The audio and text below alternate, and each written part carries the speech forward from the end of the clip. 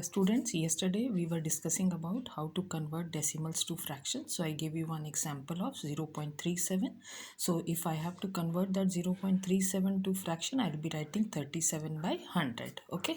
Now let's take one more example. Let us take a number 4.35. Alright, and we have to convert this to fraction again. Now see here, when we are converting this to fraction here, this is the decimal point and after that two digits are there. So we will write down 435 divided by 100. So we have converted it into the fraction. Okay, there is one more way to convert it. Now see here, in this number 4 is the whole number part and the decimal part is 35. So what we will be doing, we can also write this as 4 as the whole number and then we'll convert only the decimal part as the fraction. So we can get the mixed fraction here, 435 by 100. Even if I divide this one, 435 by 100, if I am dividing, I will be getting 435 by 100. That is 4 is the whole number and then 35 by 100. So we can convert this decimal number into mixed fraction by directly doing dividing it by 100, or we can also convert it in the mixed fraction like this. Okay, I think you all understood how to find out the fractions from the decimals. All right. Now, next we will be talking about the like decimals.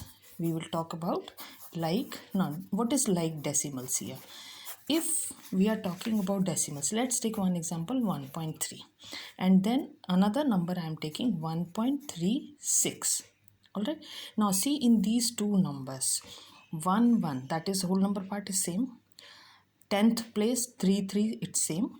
Here in this question, there is a digit 6 in the 100 place, but there is no digit here in the 100 place here. To make it like decimals, we have to make the decimal places same.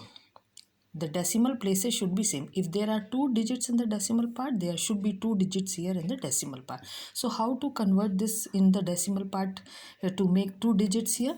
What we will be doing, we will write down this and then we'll add one zero, extra zero here to fill up the place of the 100. Now next number is 1.36. See here, two digits in the decimal part, two digits in the decimal part. So these two numbers are the like decimals. Is this clear? Okay, let's take another example, 2.37. Another is 18.567. All right. Now in this number, we see earlier I gave you the example when the whole numbers are same. In this case, the whole number is different. It's 2 here and then 18 here. Whatever may be the whole number, we will not consider the whole number. We will consider only the decimal part to make it like decimals. So the answer will be 2.370 because there are three digits on the right hand side. So we'll make it three digits and the rest is 18.56 and 7. So this is how we'll be making the like decimals.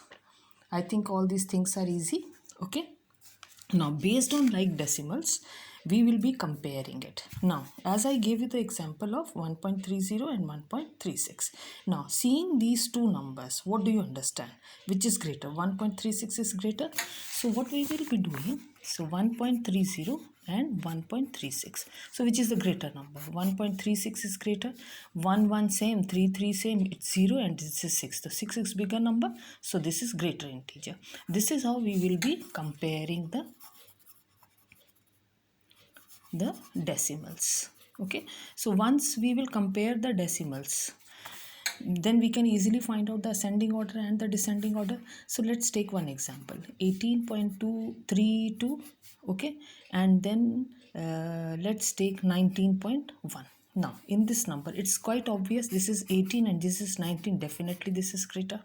All right, suppose the example is given to you 18.32 and the other is given to you 18.03. Now compare these two, which is greater?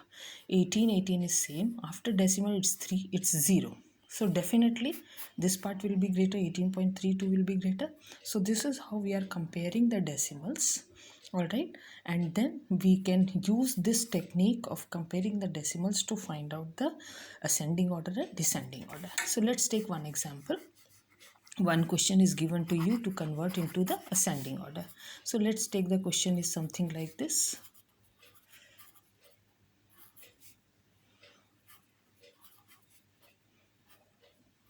Let's take this question given to us.